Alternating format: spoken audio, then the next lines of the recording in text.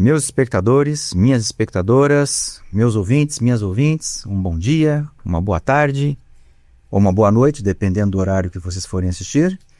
Está no ar mais um episódio do nosso Pode Crer, que é o podcast da nossa Corregedoria Regional Eleitoral do Estado do Paraná, esse arrojado podcast que tem como finalidade precípua difundir o conhecimento em todas as áreas possíveis e imagináveis. E esse é o nosso episódio 14, agora que estamos voltando à nossa normalidade depois, e como eu disse no episódio anterior, de um longo e tenebroso inverno. Estamos aqui firmes e fortes para mais gravações, para mais convidados, para mais entrevistas, para mais assuntos dos mais diversificados. Aqui não ficamos restritos apenas a eventuais chatices que possam trazer um processo administrativo disciplinar ou algo nesse sentido. Não. Falamos de tudo um pouco com a finalidade de levar a você esse conhecimento fácil, esse conhecimento palpável em todos os segmentos do nosso universo do conhecimento. Mas enfim.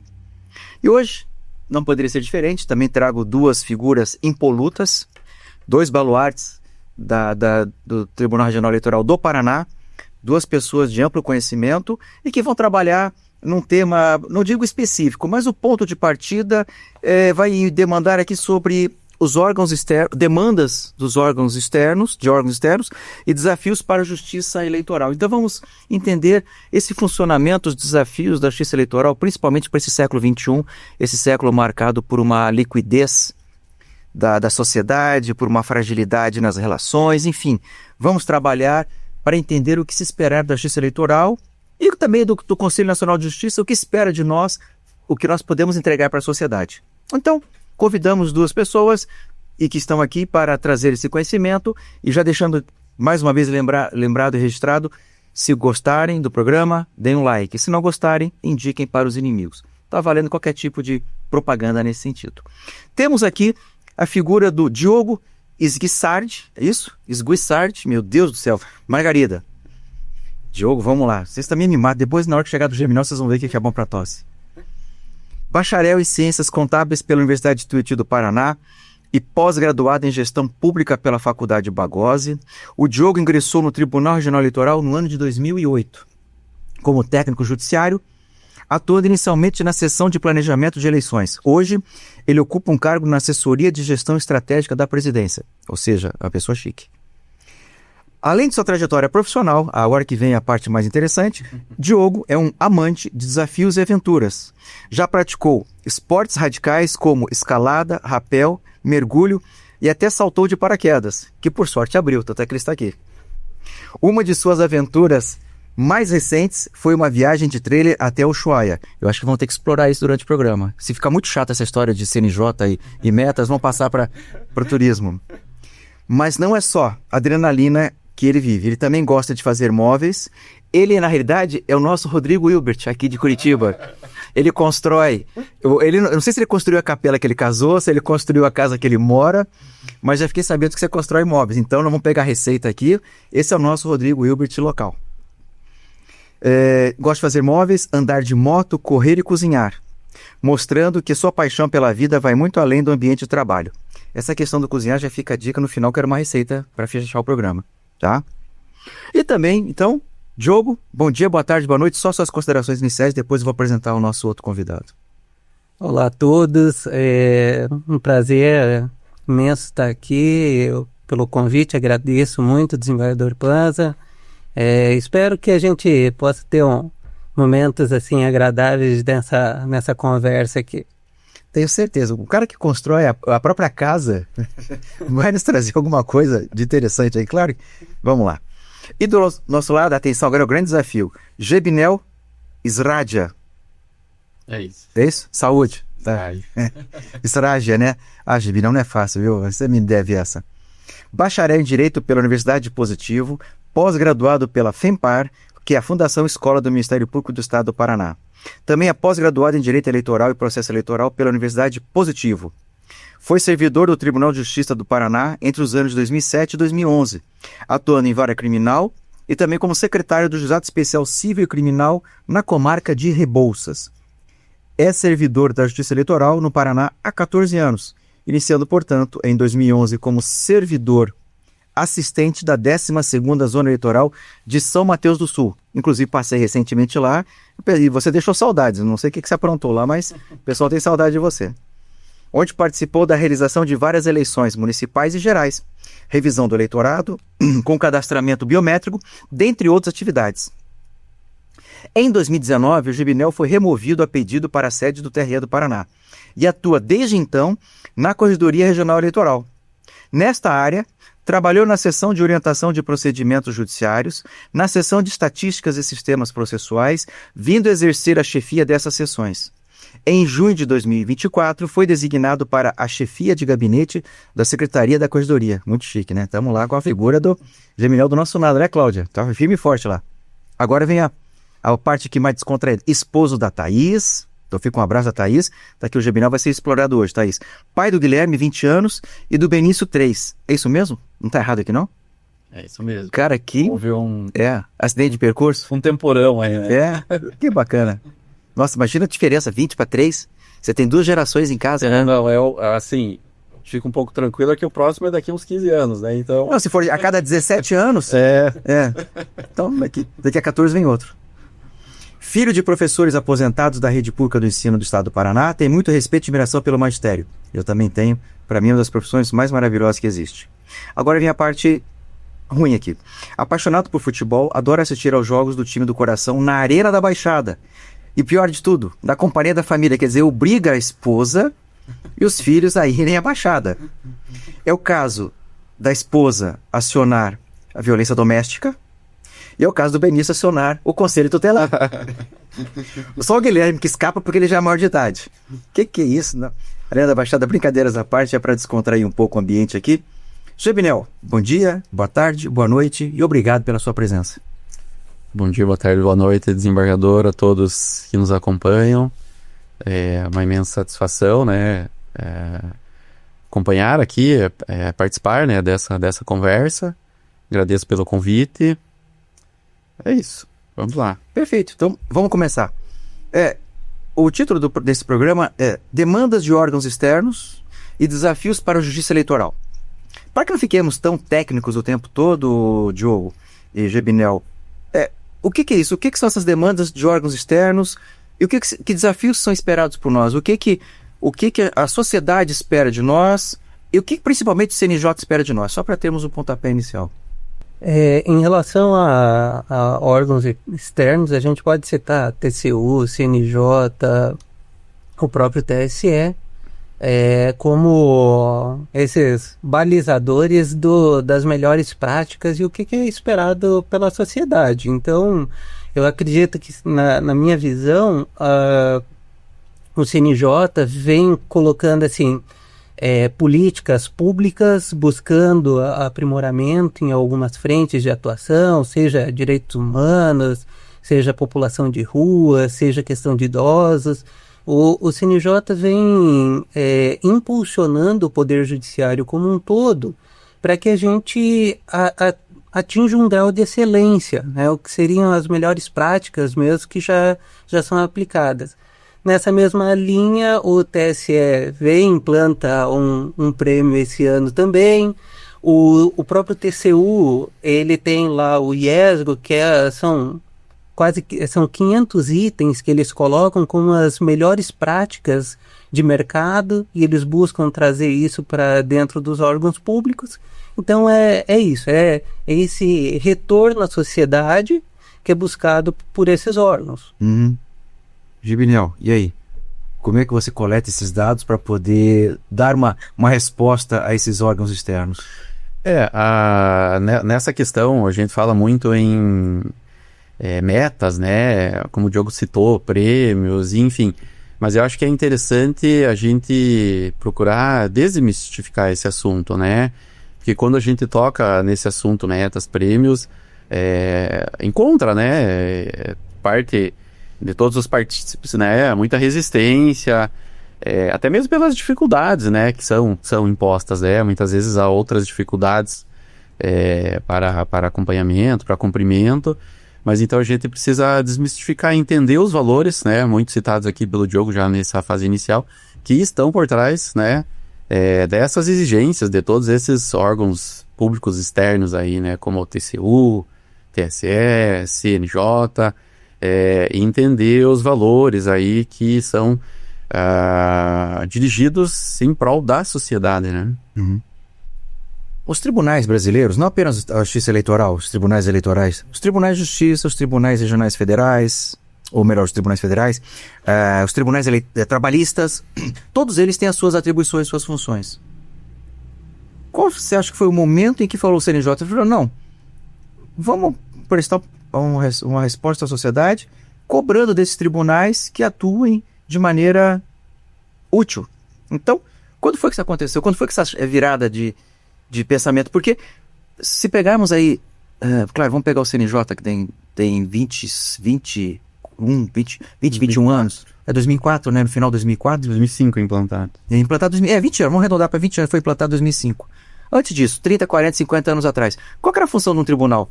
Decidir recurso. Ponto. Acabou. Jurisdição plena, pura e simples. Hoje em dia, é a planta, é a água, é o meio ambiente, são as ações sociais. Quando foi que esse momento virou para se pensar nisso? Eu vejo que, olhando para as ações que foram adotadas, foi um anseio da população mesmo. Tinha uma lacuna, no meu entendimento, estava faltando alguma coisa que desse um norte.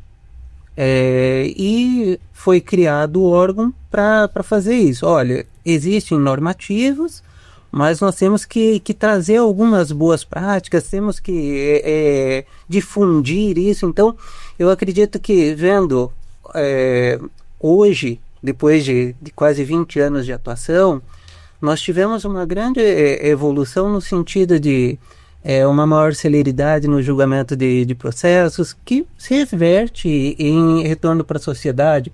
Como foi dito aqui, questões que, olhando de fora, não estão vinculadas diretamente, né, ao poder judiciário, mas que foram arrogados para si, por exemplo, pelo CNJ.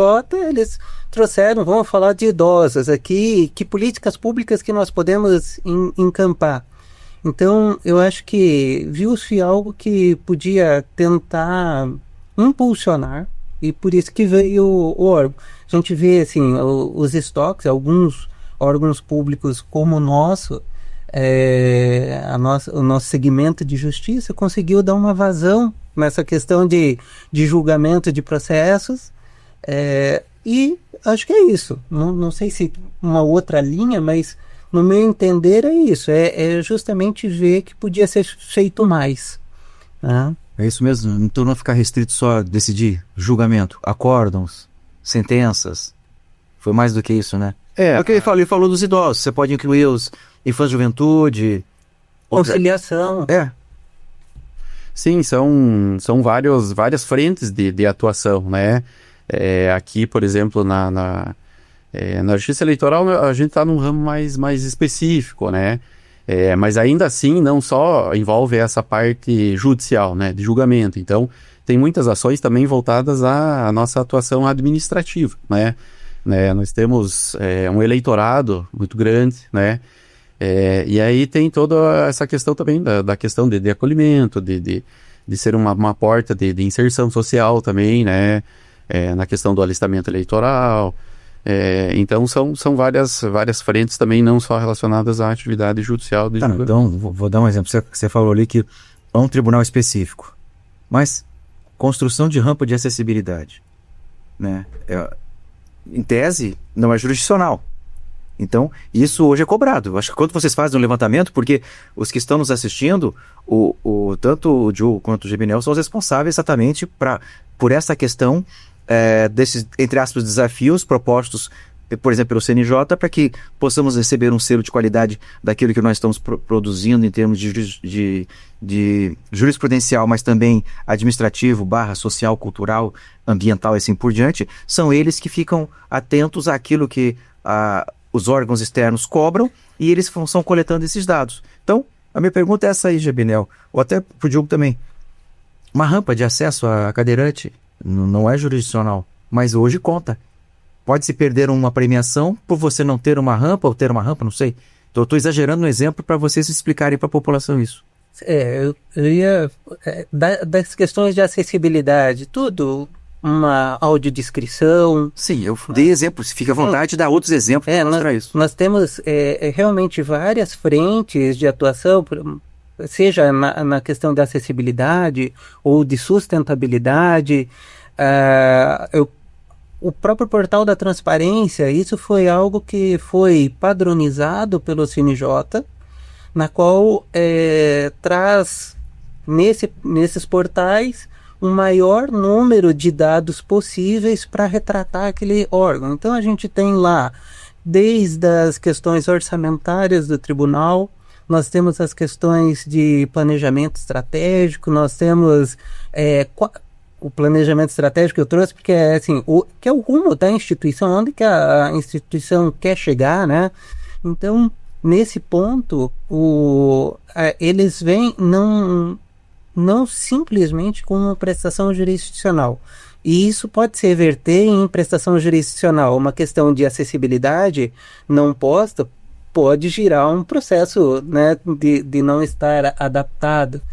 Então, eu acredito que eles, vendo essas várias frentes, eles optaram em falar assim, nós precisamos padronizar e precisamos buscar essas frentes de atuação para que a gente possa prestar serviço de melhor qualidade. Então, seja em questões das mais básicas até essas coisas essenciais, que é dar o amplo acesso à população. Então, eu acho que é nesse ponto que o CNJ vem atuando. Mas acho que é mais que isso. Por exemplo, consumo de energia elétrica, consumo de água, tudo também conta também, né? Tudo. Essas questões, hoje nós temos usina fotovoltaica e conta nas questões de sustentabilidade. Então, dentro de itens, vou dar alguns exemplos assim, mas, por exemplo, no portal da transparência, nós temos mais de 80 requisitos que devem ser cumpridos, dos mais variados itens. Se a gente coloca como que foi feita uma licitação, desde do termo de referência, uma licitação, como que ela foi feita, quem que foram os ganhadores, isso está dentro do portal da transparência. Se a gente vai por uma outra linha de atuação, que é a questão de acessibilidade, a acessibilidade tanto comunicacional, seja através dos nossos portais, as questões até mesmo do podcast, né, de como que isso é divulgado e difundido. Então, em tudo que a gente olhar hoje nas atividades do tribunal, tem um dedinho do CNJ regulamentando e nos orientando a aprimorar os serviços prestados. E, Gevinel, você coleta dados apenas judiciais, jurisprudenciais, ou você também coleta dado de consumo de água, você vai lá medir a energia? Eu falo pra Cláudia, apaga a luz, eles ficam deixando a luz acesa, apaga a luz que o Gevinel tá de olho, né? Então, apesar nós temos também as nossas contribuições pessoais que a gente precisa entregar nos mais variados âmbitos, né? Mas aqui na corregedoria, né, o Diogo tem, assim, um vasto conhecimento de todos essas exigências aí que são feitas dos órgãos externos aí nos vários âmbitos, né? Porque aqui na corregedoria a gente tem as atribuições mais relacionadas ao primeiro grau de jurisdição, né? Que são, no nosso caso aqui, da Justiça Eleitoral às zonas eleitorais, os cartórios eleitorais e que estão espalhados pelos municípios aí do estado do Paraná. Então, essa coleta de dados no âmbito da corregedoria é feito em âmbito processual, né? É o tribunal, a administração que faz essa coleta de outros dados aí, que também devem ser cumpridos pelos cartórios eleitorais. Então, a tua atribuição, ela se localiza para fazer o levantamento quanto à prestação jurisdicional do primeiro grau, que os juízes têm feito no primeiro grau, servidores também? Servidores, isso, vamos dizer assim, na atividade processual, você, muitas, nas questões de metas, né, as metas exigem, vamos dizer assim, julgamentos e tudo mais, né, o fim principal seria essa medição de julgamentos, mas a atividade do servidor, né, ela está intrinsecamente relacionada a isso, aí no impulsionamento dos processos, né, tem uma ligação direta também no cumprimento dessas metas aí que são estabelecidas pelo Conselho Nacional de Justiça ou pelo Tribunal Superior Eleitoral. Constantemente o Diogo vai para Brasília nessas reuniões que envolvem matérias dessas áreas, e recentemente o Gebinel esteve também em Brasília, fomos juntos inclusive, na segunda reunião do Conselho Nacional de Justiça.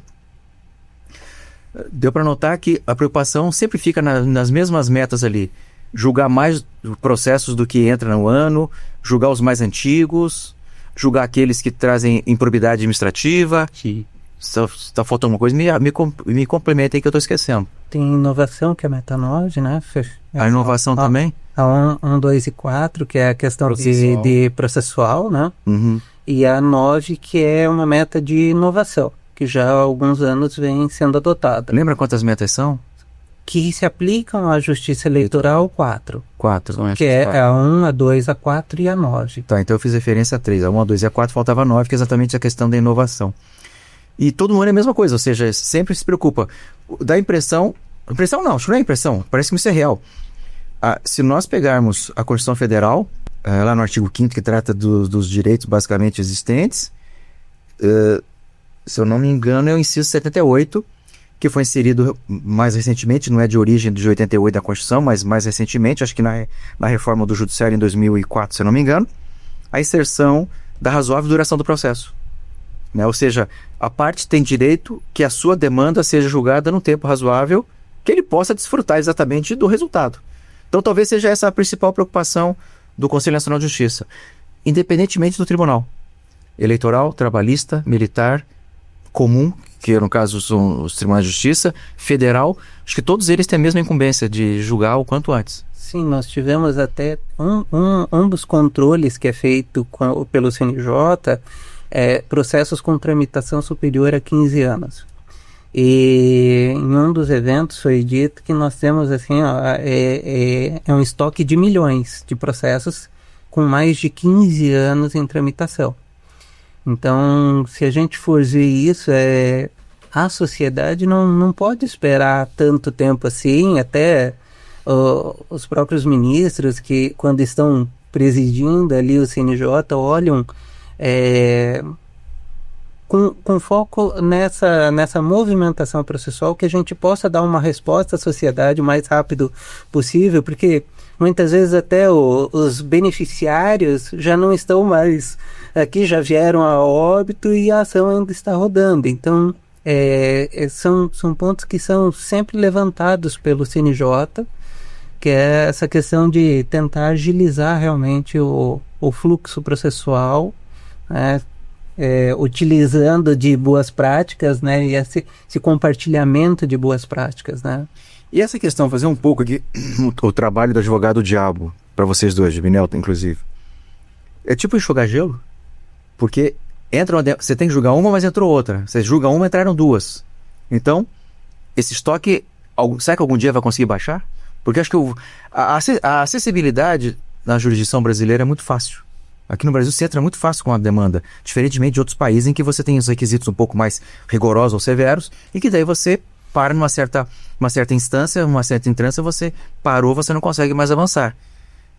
Será que, mesmo com esses desafios, não considera isso enxugar um gelo ou não? Por exemplo, nessa mesma reunião da qual nós participamos, preparatório para o Encontro Nacional que vai ser realizado agora no fim do ano, em dezembro, né? Acho que o próprio ministro Barroso, ele destacou, né, fazendo uma contraprestação ali do trabalho dele, que está encerrando a gestão agora em setembro.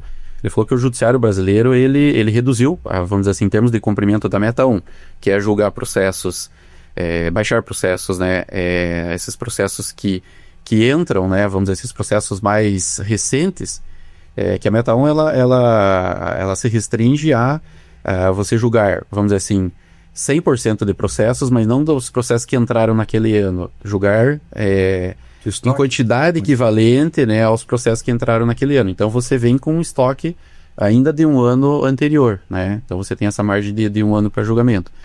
Então, e foi dado, né, essa notícia de que todos os tribunais em âmbito nacional têm dado conta de cumprir com folga essa meta 1. Então é um sinal bastante positivo, né, no sentido de que essas demandas que têm entrado, né, têm se dado vazão, E aí a preocupação vem sendo voltada para processos que acabam, por algum ou outro motivo, né, caindo em outras metas, né? Meta 2, que são os processos mais antigos, e aí tem essa meta específica 4, que é julgar processos aí que geram improbidade, perda dos direitos políticos. Mas acho que nessa questão do enxugar gelo, né, as metas eu acho que vêm para, como o Diogo citou aqui, para você aferir, né, se os seus processos de trabalho, eles vêm sendo empregados de forma adequada, e encontrar gargalos, né, o que até assim, numa fala de um juiz auxiliar que estava presente lá, ele trouxe um conceito e isso se aplica para também outros âmbitos, não só na iniciativa pública, né, mas na privada, enfim, para a definição das metas, né, que é o conceito SMART, né, e aí vem de uma definição em inglês, né, do acrônimo, né, a definição de cada letra aí da palavra, né, o SMART, por exemplo, a meta, ela precisa ser específica, né, o que precisa ser feito, quem vai fazer, a questão de ser mensurável, né, você precisa ter indicadores para você medir se ela está sendo cumprida de forma satisfatória ou não. Ela precisa ser atingível, e aí no atingível é que talvez estejam os gargalos, né? Você tem vários fatores, como tempo para cumprir aquela meta, força de trabalho disponível, né? E aí que talvez seja o grande gargalo na atualidade. E aí no restante ali, ela precisa ser realista, né? Ela precisa, vamos dizer assim, relevante, né? Ela precisa ser relevante para a instituição, né? Tem que ter um objetivo, enfim, seja para o judiciário, seja para o tribunal que está executando essa meta, e tem a questão do tempo, né? Então, definindo ali o SMART, definindo um tempo para cumprir essa meta. Então, eu acho que nessa questão de enxugar gelo, talvez o Diogo também possa entrar, talvez, nas ações que o tribunal vem desenvolvendo, né? Das dificuldades que vêm sendo encontradas para cumprimento aí, do fim principal do judiciário, que é entregar a prestação jurisdicional para a sociedade. E enquanto você falava, eu fiquei pensando, será que o Gibinel vai conseguir lembrar que a palavra SMART tinha o significado? Eu falei, eu fiquei aqui parado, falei, vamos ver se ele vai lembrar. Eu falei, pô, mas você passaria de ano no colégio, tranquilamente, que ele me lembrou do SMART, ele falou mesmo. Eu acho que, se não me engano, foi o Júlio, do Dr. Júlio, que era juiz de Minas Gerais, um grandão. Sim. Mais ou menos do teu tamanho. Eu guardei bem o conceito, porque, assim, alguns fatores mesmos a gente identifica que, vamos dizer assim, algumas questões que são exigidas, né, por alguns fatores, algumas metas que são impostas, alguns fatores ali, vamos dizer assim, tornam uma meta inatingível, né? Então, enfim, eu acho que o Diogo, não sei se vai ser o objetivo, mas pode detalhar algumas ações aí do tribunal que... Antes até de falar de ações, esse impulsionamento também tem um conflito, porque em alguns eventos que eu já participei, é dito muito em relação à qualidade versus a quantidade. Sim. Que se questiona muito essa exigência de quantidade versus qualidade.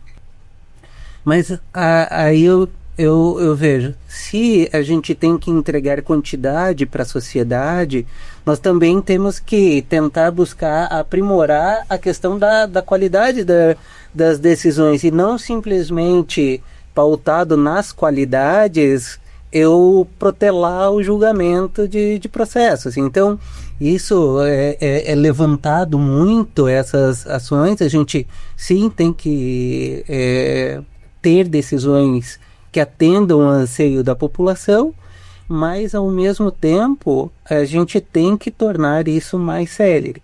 A presidência, em conjunto com a corregedoria, vem adotando várias providências nesse sentido de buscar apoio às zonas eleitorais. Então a gente já está com alguns processos que já estão bem estabelecidos de apoio remoto às zonas eleitorais. Então é feito substituição, onde a gente está com claro de lotação ou com falta de servidor, às vezes só está com um servidor, ou às vezes não tem um conhecimento específico de um tipo de processo, a gente coloca colegas para auxiliar, e também zona apoia a zona. Então, os colegas se voluntariaram para apoiar zonas que estão com um volume processual diferente. Então, se a gente olhar assim, não foi só uma iniciativa da presidência e da corregedoria, foi algo que, sim, foi viabilizado pela presidência e pela corregedoria, mas nós tivemos que contar também com a parceria dos próprios colegas. E com isso a gente vê que nós tivemos ótimos resultados. Por exemplo, nós conseguimos, de maio a julho, julgar quase 12 mil processos de prestação de contas. Então foi assim, um volume grande de julgamentos de processos, e que contou com essa parceria. Então, quem estava já lotado nas zonas eleitorais deram resultado, e quem estava apoiando também fizeram o que era possível, mantendo as suas zonas de origem e ainda apoiando quem estava precisando. E isso aí vem de bom grado? Há uma imposição? Ou alguns são voluntários, alguns que colaboram são voluntários? Nessa equipe, hoje nós temos duas equipes que atuam no tribunal. Uma é do NARI, que é um núcleo que hoje está dentro da Secretaria Judiciária, na qual são feitas substituições remotas. Então, uma zona que às vezes não tem nenhum servidor, nós colocamos um servidor que, por alguma situação, seja ela de acompanhar cônjuge, seja questão de afastamento médico, que foi dada uma condição especial de trabalho para aquele servidor, ele vai para esse núcleo e ele acaba apoiando uma zona eleitoral. E tem uma outra frente, que é essa que eu citei, que é um edital que foi concedido teletrabalho, e daí esses foram voluntários. Então nós conseguimos 18 voluntários dentro do corpo funcional, 3 nós alocamos em segundo grau e 15 apoiando zonas. Porque essa demanda de julgamento, esses 12 mil processos julgados em primeiro grau, refletiram no segundo grau, aumentando o número de processos aqui. Então, nós também tivemos que reforçar os gabinetes para que eles dessem vazão aos julgamentos. Então, a gente tem que olhar toda a cadeia, né? Senão não adianta só fortalecer uma das pernas, né? Então, foi feito isso. Era um projeto que, esse de voluntariado, era até julho, agora foi prorrogado até dezembro para esse apoio. Como as prestações de contas, tanto eleitorais quanto anuais, já foram quase todas julgadas, agora o foco vai para AIGES, AIMES, representações. Então, a gente busca auxiliar realmente as zonas para que, quando chegar no ano que vem, que é o ano eleitoral, elas estejam ou com processos que já estão bem encaminhados e com baixo estoque, né? Ou pelo menos com baixo estoque, né? Claro.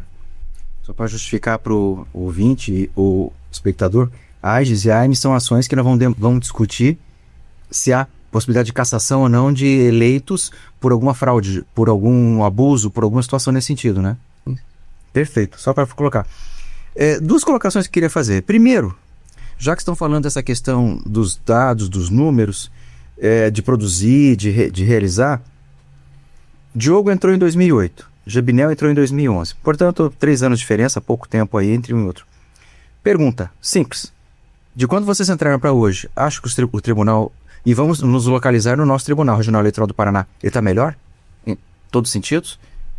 Prestação jurisdicional, as metas sociais, as metas ambientais, as metas de... Enfim, hoje o tribunal está melhor do que quando vocês entraram? Sim, eu consigo ver, não é nem eu acreditar, eu consigo ver essa melhora, seja na redução dos estoques processuais, eu consigo ver isso hoje nós temos 158 sedes de cartório, 154 fóruns próprios. E esses fóruns constantemente estão sendo adaptados para questões de acessibilidade, a questão de sustentabilidade. A gente vê que nós temos várias ações seja para coletas de material reciclável, seja destinação correta, seja uma engenharia reversa. Então eu acredito que, olhando por essa questão mais administrativa, o tribunal melhorou muito em relação a todas as questões. Seja o apoio à pessoa idosa, a pessoa com o PCD, que tenha alguma ação que fosse necessária a ser realizada pelo tribunal. Eu acredito que a gente está conseguindo caminhar e a passos largos mesmo. A gente se torna referência para algumas frentes. Vou só citar uma aqui, que foi a questão de mesários PCDs nas eleições de 2024, que o TRE Paraná correspondeu a 33% dos mesários do Brasil. Então nós tivemos um único estado com 33% dos 6 mil e poucos mesários PCDs, mais de 2 mil estavam aqui no nosso estado. Perfeito. E para você também, você achou que... Claro, isso aqui não vai... Fique à vontade para responder, mas isso aqui não vai ter processo administrativo disciplinar se você falar que piorou. Fique tranquilo. Você achou que tá melhor em relação? Porque tanta coisa que... Eu digo isso porque é tanta coisa que... É tanto, entre aspas, politicamente correto, né, que a gente tem que fazer hoje em dia, que o volume de demandas, o volume de obrigações aumentou consideravelmente. Mas você acha que o tribunal está melhor hoje? Eu vejo que também percebo, né, que as zonas eleitorais, juízes eleitorais, servidores, têm correspondido também cada vez mais nessa busca aí pela entrega de um melhor serviço para a sociedade, né? Tem compreendido também esses valores aí que são que na verdade justificam, né, todas essas exigências aí de metas, até assim são para justificar as metas, para você conseguir cumprir as metas, né? Os órgãos até colocam alguns indicadores. E a gente vê que, até mesmo nessa situação que o Diogo mencionou, né, tem uma bastante colaboração, né, das próprias zonas eleitorais que procuraram ingressar aí nessas equipes. E assim, a questão de volume processual cada vez tem aumentado, né? E mesmo diante dessas dificuldades, há uma correspondência aí nessas baixas aí processuais e, consequentemente, na entrega do serviço para a sociedade. Até em termos assim de melhoria, pegando um gancho que o Diogo falou, né? Muito também acho que os órgãos cobram em implantação de tecnologia, né? É um dos itens também avaliados. E nesse quesito de metas aqui, que a Corregedoria cuida na parte processual, né? Foi feita até a implantação, né? Usando uma ferramenta colaborativa de outro tribunal, que é o Tribunal do Ceará. Foi feita a implantação de painéis que buscam permitir esse acompanhamento. Então eles permitem aos juízes eleitorais, né, aos servidores, aos juízes, acompanhar aí o cumprimento desses indicadores, né? Então são ferramentas, são medidas que vêm sendo adotadas, e até as próprias metas permitem identificar, né, esses gargalos, essas falhas, né? Se é uma falha, não uma falha, mas é uma quantidade grande de processos que tem naquela unidade judiciária, se é uma força de trabalho reduzida, e mesmo diante lógico que tem algumas exceções, né, que até precisam, vamos dizer assim, nortear aí o caminhar da administração, né, de procurar solucionar esses problemas, né, de falta de força de trabalho, porque a gente tem alguns casos nesse sentido, né, de dificuldade de manter servidores em determinadas unidades judiciárias, mas a evolução sim, ela é verificável, eu acredito de forma recorrente. Já que nós estamos falando de metas, nós estamos falando de cumprimentos, de prestação, de melhoria, de ser um tribunal melhor, isso não é exclusivo do Paraná. Os 27 estados, os 27 tribunais eleitorais, os tribunais de justiça, os tribunais regionais federais, os tribunais de trabalho, todos correm para uma melhoria da atividade, uma prestação completa, não meramente jurisdicional, mas completa, buscando inclusive a premiação do CNJ, que é o famoso selo o selo, e o mais alto grau, o selo diamante, ouro, prata, bronze, e tem um super especial ali que Excelência. Selo de excelência, que um vence entre todos ali que é possível. Mas se divide em categorias, grandes tribunais, médios tribunais e pequenos tribunais em termos de porte. E o Paraná concorre com outros tribunais. Como é que vocês veem essa competitividade entre os tribunais?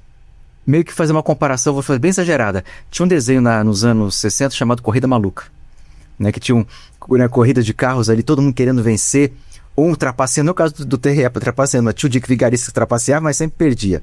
Mas ficavam ali buscando posições, e o Paraná é o atual detentor do selo diamante, que é o número 1 da categoria respectiva que o tribunal participa. Como é que vocês que trabalham com mensuração, com dados, em tempo real, acompanham, opa, eu preciso melhorar aqui porque o outro melhorou, eu preciso fazer aqui porque o outro não fez, o outro já fez, eu não fiz, enfim, tudo isso, como é que vocês veem o trabalho e a competitividade?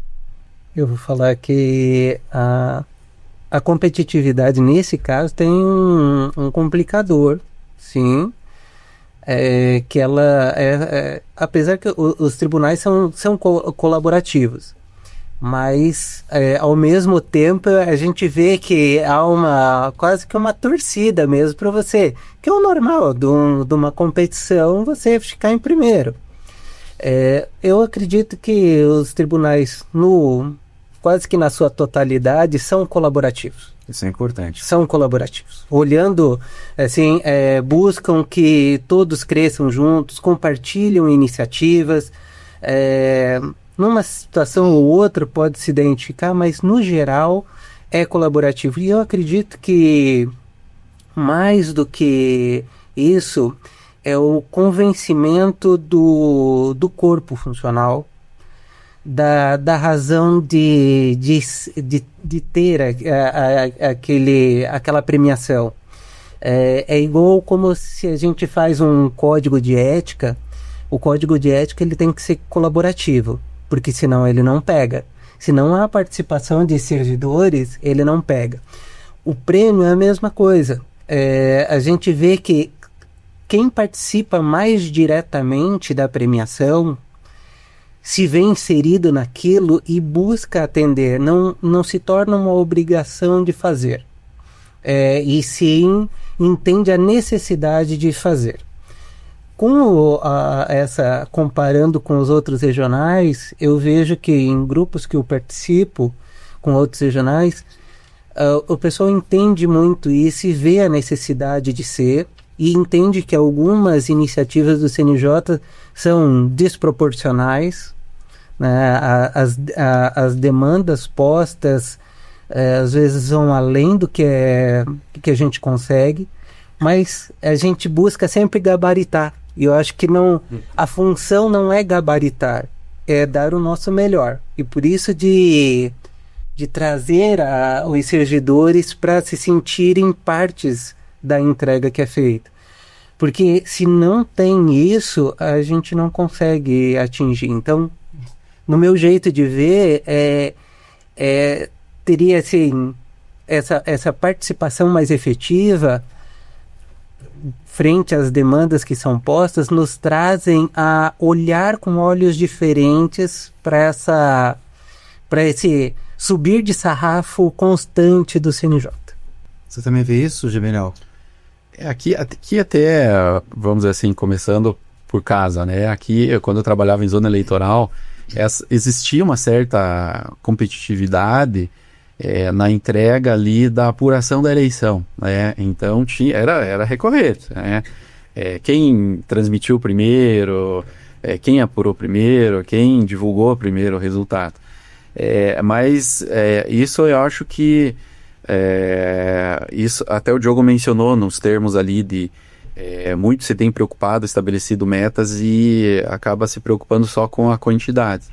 Eu acho que também isso vamos dizer assim, todo mundo vem trazendo essa preocupação também com a qualidade, mas não só a qualidade na entrega, mas a qualidade em termos de saúde do servidor, né? De saúde do servidor, de saúde do magistrado. Então, eu acredito que essa competitividade, ela por esses termos, né, ela vem sendo deixada de lado, e trazendo essas novas preocupações, né, não só da entrega principal para a sociedade, mas em termos de qualidade de vida no trabalho dos servidores, né. Os servidores, no geral, também veem com bons olhos ou há uma resistência? Porque talvez muitos digam, isso tem que aumentar, isso faz com que a gente trabalhe mais do que suporta ou algo nesse sentido? Assim, existe de todos todas as linhas de servidor. Tem servidor que tem sangue nos olhos, que colocou uma meta, ele vai lá, ele faz, ele quer fazer mais, ele quer ajudar as zonas, ele se põe disponível para auxiliar. E nós temos o servidor que talvez busque mais a qualidade de vida, sendo que nós temos assim uma distribuição, por exemplo, no estado hoje, nós temos zonas eleitorais que tem lá 60 processos de prestação de contas, com 2 servidores. E, em contrapartida, eu tenho uma zona com 3 servidores e 765 processos. Então, essa distorção, cada servidor tem 30 processos para julgar e o outro 260, 280 processos para julgar. Não adianta a gente colocar assim, minha qualidade de vida em primeiro lugar. E a qualidade de vida do colega que está naquela zona com um volume grande? Então, quando a gente olha isso, eu acho que toca muito o servidor de buscar eles para, assim, eu busco sempre que o tribunal faça pelos servidores. Mas e o que eu estou fazendo pelo meu colega que está lá numa zona que é bem pior que a minha? Então eu estou buscando a minha qualidade de vida sem pensar no todo. Então a minha visão é que se não se fizer como uma coisa única, um tratamento único, talvez é só o discurso. Tô olhando pela minha saúde, mas a do meu colega então não me importa. Então a partir do momento que a gente conseguisse mudar essa visão, talvez fosse mais fácil para todo mundo, e daí todo mundo tivesse qualidade de vida. Se a gente eu vou fazer uma conta básica aqui, não é talvez o processo, mas se eu pego 40 mil processos que nós tivemos na eleição do ano passado e eu divido por 400 servidores que nós temos no interior, dá 100 processos para cada um. Aí, como eu falei, nós temos servidores com 30 e tem servidores com 260. Então, seria justo dividir 100 para todo mundo e todo mundo teria qualidade de vida? É uma forma de se ver. Então, talvez alguns regionais adotaram políticas similares a isso. Tiveram questões assim exitosas, mas tem que ter esse senso de corpo, de se fazer pertencente e de algo único mesmo. Estou fazendo a minha parte não só em meu benefício, mas em prol de todos, né? Ou seja, eu vou usar essa expressão, é uma linha de produção, do começo ao fim. Claro, criaram as metas, muitos cumprem a meta de forma mecânica, técnica, meramente, mas outros, como disse você, abraçam a causa porque é a instituição que está em jogo, afinal é o meu tribunal. Eu falo, e se não eu, Luiz Osório, eu estou falando eu servidor, eu magistrado, é o meu tribunal, então eu preciso mostrar o quanto ele é importante para a sociedade. Exatamente em cima dessa perspectiva é que temos aí essa visão de mundo que vocês estão compartilhando conosco nesse programa, trabalhando com isso. O que é exatamente, quais são essas metas, o que são esses desafios e essas demandas que realmente são criadas, acho que a maioria da população brasileira desconhece, mas os tribunais todos são demandados por órgãos externos que querem saber como é que está o seu trabalho realizado. E o Paraná, e digo aqui de cadeira, pelo fato de estar aqui dentro, e estou de passagem, porque nós, membros da corte, a cada 2 anos somos modificados, são renovados por conta de regra constitucional, e é assim que funciona. Mas servidores são perenes, são contínuos, né? Então você sempre vê a dedicação, e é possível ver aqui no rosto dos dois de vocês o quanto tem dessa dedicação. E por ter essa dedicação, daí eu vou fugir um pouco agora do trivial, do padrão nosso, e o que me chamou a atenção foram os currículos que vocês me apresentaram. eu preciso, esse eu não, Luiz Osório, né? Eu preciso de uma válvula de escape. Eu fiquei curioso dessa viagem de trailer até Ushuaia. Queria que você falasse. E depois eu quero saber do Juvinel como é que é obrigar a família a ir pro jogo do Atlético. Vamos lá, começa você. Agora fiquei curioso. Para os espectadores, né, Cláudia? Eles querem saber como é que foi essa viagem de trailer no Ushuaia. Essa viagem foi, assim, extremamente por acaso. Um colega meu comprou um trailer e falou, tô indo para Ushuaia, largou o emprego, largou tudo. Ele e a esposa foram para Ushuaia, passaram quase 5 meses viajando, voltaram. Eu falei, puta, um dia eu vou fazer essa viagem. Ele falou, eu te empresto o meu trailer. Ah, ele falou isso? Falou, te empresto o meu trailer, pegue meu trailer e vá. Aí eu falei, tá, vou ver. Aí não dava certo o meu carro e tal. Aí eu falei, puta, não vai dar pra ir, meu carro não consegue rebocar e tal. Aí um outro amigo falou assim, eu te vendo minha caminhonete, você paga quando você puder, mas vá fazer a viagem. E eu peguei minha esposa, durante 28 dias, nós fizemos 12.700 quilômetros. Caramba! E daí fomos e eu vi as paisagens mais lindas da minha vida. Recomendo muito fazer, uma viagem inesquecível. Mas de carro, para você ter essas paisagens? Sim, sim. Chegando de avião lá, não adianta. A gente vai ter alguns lugares, você vai conseguir ver, por exemplo, Ushuaia mesmo é um lugar maravilhoso. Se eu pudesse escolher um lugar, eu ia falar assim, vá para a Torre del Paine. É um dos lugares mais bonitos que eu já conheci, águas azuis, verdes. Fiz uma caminhada de 21 quilômetros até chegar no alto de uma montanha lá com uma lagoa em cima do monte. Então você vê muita coisa. Foi uma viagem... Verão? Primavera? Foi verão, né? Acabei pegando um pouquinho de neve só em Ushuaia. Lá o que me espantou, assim, que era meia-noite, eu tenho uma foto, meia-noite e pouco, ainda estava claro. E às 3:30 da manhã, claro de novo. Nossa. Bem no extremo, então... Que bacana. E você saiu de Curitiba, foi por onde? Só para te curiosidade. Eu saí daqui, fui a Barracão, aí dormimos a primeira noite, e até como... O problema maior de fazer uma viagem dessa, o trailer não tinha banheiro dentro.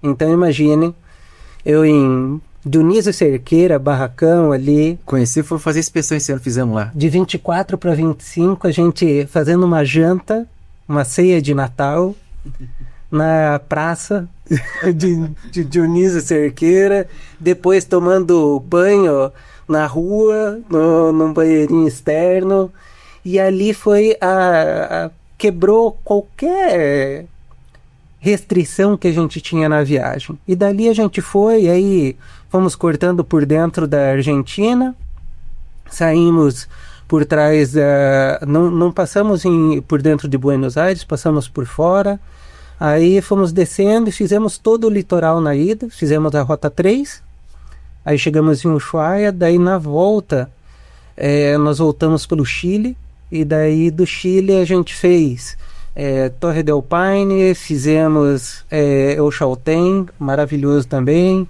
fizemos El Calafate, os glaciares de El Calafate, que também eu falo assim, é o segundo lugar mais bonito, aí Bariloche e voltamos para cá.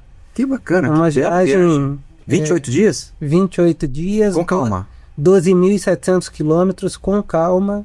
Eu dirigi em torno aí de... Alguns trechos eu fiz mais quilometragem, mas no geral foi muito legal a viagem. Cheguei a fazer 2.700 quilômetros em 3 dias.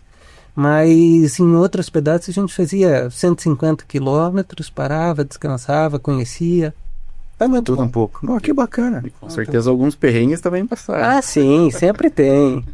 Não. Perrengue tem. Se não tiver perrengue na viagem, não é viagem, né? Não.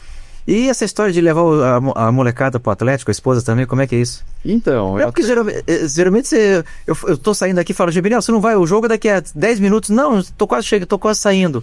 Ele tem helicóptero, né, Cláudia? Pra chegar lá em 10 minutos, eu não entendo isso. Me conta. Então, eu até vou confidenciar aqui, eu arrastei a minha esposa pro estádio, ela até paranista, né? Eu falei que tinha violência doméstica. Eu falei que tinha violência doméstica. Não. E aí, já ainda não morava aqui em Curitiba, né? Então porque eu vim pra cá, pra Curitiba em 2019. E aí, meu filho, hoje com 20 anos, ele era mais moleque. E aí, na época vamos dizer assim, logo no primeiro ano, então, ele tava com 14, 15 anos, era empolgação, futebol. E aí, até ele tava naquela onda de ficar aguardando os jogadores na saída do estádio, pegar o autógrafo da camisa.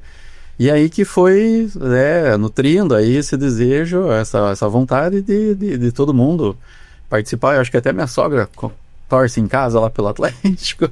Mas o pequenininho vai junto? E aí o Benício, né, quando nasceu o Benício veio nesse temporão aí, né, e se dão super bem os dois, né, o Guilherme sempre teve essa vontade de ter um irmão, né, veio tarde, mas veio, e acho que se dão super bem os dois ali, se completam, e aí, imagine, né, o Benício com o irmão bem mais velho quis copiar o irmão, né, então agora o Atlético é tudo para ele também, né? Mas é com direito a pipoca e refrigerante quando vai? Não, aí no estádio, o primeiro tempo é um pacotinho de pipoca e não sei qual é o outro, né? Na falta de um são dois, tá vendo, Cláudio? Nessas horas que vem a lente da verdade, se aperta e sai. Fala, Gil. Essas questões é parceria, não é? Isso tudo, a esposa não foi obrigada, ela foi parceira. A Grace, que é minha esposa, ela aceitou tomar banho em posto de gasolina, enfrentar as maiores dificuldades. Já fez rapel, nunca tinha feito rapel na vida. Fez um rapel de 72 metros de altura dentro de uma caverna. Então, é parceria, né? Eu acho que essa questão de ter vida dentro do tribunal e uma vida fora do tribunal, eu pelo menos estou há 30 anos junto com a Grace. Bacana. E isso é muito legal, né? Você poder, por mais de torcer para times diferentes, até a pé nós iremos. Não é assim? Mas você é o do Grêmio. Como é que é isso? Eu sou gremista, pô. Verdade, tchê. Tá vendo aqui? É um gremista. Você é gaúcho? Minha família é de lá. Da onde de lá? A minha família tem ali, perto de Passo Fundo, tô tentando lembrar agora o nome da cidade, que não vou lembrar agora. Cláudio, descubra qual que são as cidades ao redor de Passo Fundo ali. Você viu, Zimber, que o senhor botafoguense, mas tem gente que sofre mais ainda. Não, nós perdemos pro Mirassol. O pior do Botafogo, e como o programa é gravado, hoje o Botafogo joga com o Mirassol, agora o jogo atrasado, tô preocupado, porque se fosse o ano passado, já tá tranquilo, tanto que foi campeão da Libertadores e do Brasileiro, mas esse ano não tá a mesma coisa não. Mas é bacana o que você falou. Tem vida aqui dentro, tem vida lá fora. E concilia as duas. Não se deixa nada aqui, não se deixa nada lá. Respeita-se aqui, respeita-se lá. Acho que funciona assim, o equilíbrio. A virtude sempre está no meio, já diziam os romanos. Então é mais ou menos essa perspectiva que se coloca. Não sei se é exatamente isso aí que você acha também, Gibinel. Tem aqui, mas lá tem o teu momento de Atlético. Falei Atlético, você poderia também, se for alguma viagem tivesse, eu não sei, porque essa me chamou a atenção na hora que eu li aqui. Falei, pô, além de ele ser o Rodrigo Hilbert, fazer os móveis, ele construiu a igreja que ele casou. Por isso já não foi bem isso. Foi quase. Eu fiz todos os móveis do meu apartamento. Então. Guarda-roupa. Pega o cartão tudo eu que fiz. Meu Deus. E é fácil. É só comprar as madeiras cortadas e montar. Laminou, montou, tá pronto. É tão fácil. Ouvindo assim, né? Soubesse, eu tinha trazido os projetos para mostrar aqui, já deixa teu cartão, já pega, gira contatos, né? A Cláudia tá querendo mobiliar a casa dela, já vai contratar você. É uma mansão que ela tem lá. Onde é que é a mansão? Em Miami? Já? Descer. Descer para BC? Descer para BC. Você vai ter que descer para BC para decorar a kitnet de 1.000 metros quadrados. Que beleza. Chebinel, o que mais? Me conta novidade, alguma viagem boa? Você não viaja para ver o Atlético fora daqui? Meu filho tem essa ideia aí, mas ainda não tomei essa coragem aí de fazer uma viagem para acompanhar o time do coração, não. O ano passado eu fui para Buenos Aires, assisti lá ao vivo em cores, né? Pô, foi inesquecível. Pelo resultado final, o Botafogo foi campeão da Libertadores com um jogador a menos. Meus filhos choravam, eu também chorava, todo mundo chorava abraçado. Eu abracei um monte de estranho que eu nunca vi na minha vida, nunca mais vou ver, mas abracei. Tá valendo, né, Cláudia? Como é que estamos aí? Opa! Já deu 1 hora. E você preocupado, chegou a conversar comigo. Ai, meu Deus do céu, vai passar de 5 minutos? Falei, será que passa? Então aí, ó, fechou a primeira hora. Podemos ficar aí mais um. Como diz, só mais uma. A saideira, né? Mas é isso.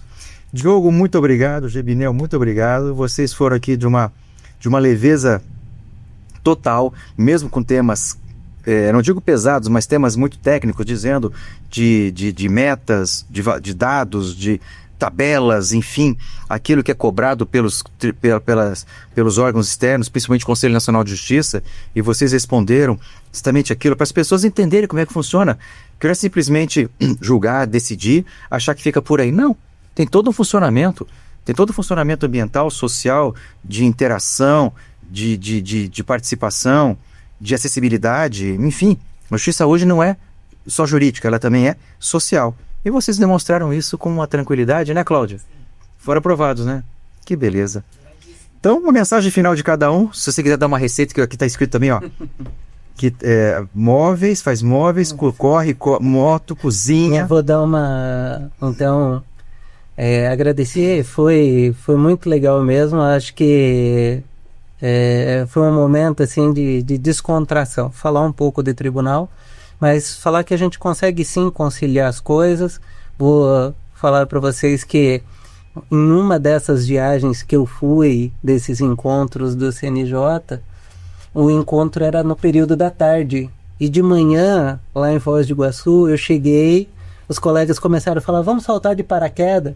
Aí o Militão não foi na última hora. E olha que ele é da Polícia Judiciária, e você que... Não foi de última hora, acabei indo sozinho e fiz um salto lá. Eu tinha ido para ver coisas do CNJ, mas consegui conciliar a coisa. Então é isso, é falar que a gente consegue sim conciliar, fazer uma boa prestação de serviço, seja na área que for, e mesmo assim ainda ser feliz. Que bom. E felicidade para os servidores aqui, porque uma fonte me contou que tem o empadão da sogra, que é muito famoso aqui dentro. Tem mesmo? Tem. Temos que provar, né, Cláudia? Torta de banana e empadão. Tá, fica aí. É a feijoada do Diogo, não é? Famosa também. Empadão, torta de banana, feijoada, esse horário aqui. Eu faço feijoada para os colegas, já fiz. Meu Deus, a coisa está indo muito bem aqui. Obrigado. E você, Gebinel? Mensagem final. Eu não tenho tantos, não sou o Rodrigo Hilbert, do tribunal. Gosto de cozinhar também, gosto de viajar, gosto de curtir também um pouco da família, né? Principalmente agora não só com o Guilherme, né, que me acompanha nos jogos, mas o Benício, pequenininho em casa. Essa fase é muito, muito bacana, né? De acompanhar o crescimento, e cada dia é uma novidade. E muitas vezes eles compartilham das preocupações nossas, né, do trabalho. Então a gente tem que procurar, né, conciliar, né, para a gente conseguir levar aí esses mais 20 anos aí que a gente tem pela frente com um pouco mais de tranquilidade. Vai tranquilo, o tribunal tá bem servido com vocês dois aqui dentro, fico feliz, fico tranquilo que tô saindo, daqui a pouco termina a minha gestão aqui, mas eu sei que vai ficar em boas mãos aqui o tribunal com vocês. E ficar em boas mãos significa que eu vou também ficar com boas mãos para cada um, ninguém sai sem uma lembrança daqui. Então, nessas canecas que vocês estavam bebendo e transmitindo conhecimento, fica aqui uma lembrança para cada um. Gebinel também aqui, ó. Opa, uma caneca do Pode Crer, que agora, quando vocês forem beber, vão ler aí, participei e contribuí com conhecimento. Muito obrigado a vocês mais uma vez. Foi um momento muito prazeroso, essa conversa leve com vocês. Ao final, tratando de viagens, de família, de time de futebol, independente das brincadeiras, etc e tal. Foi um bate-papo muito agradável. E assim... terminamos mais um episódio do nosso podcast, o Pode Crer, que é o podcast da Corregedoria Regional Eleitoral do nosso Tribunal do Paraná. Essa foi a edição número 14. E fica aqui o nosso agradecimento àquela equipe que nos bastidores trabalha, que sem eles nada disso sairia do papel, sairia dessa vontade de poder transmitir esses papos tão agradáveis, tão tranquilos. Idealização e roteirização, Cris Galperin e Cláudia Bevilacqua. Identidade visual, Pedro Navarro e Thaís Furma.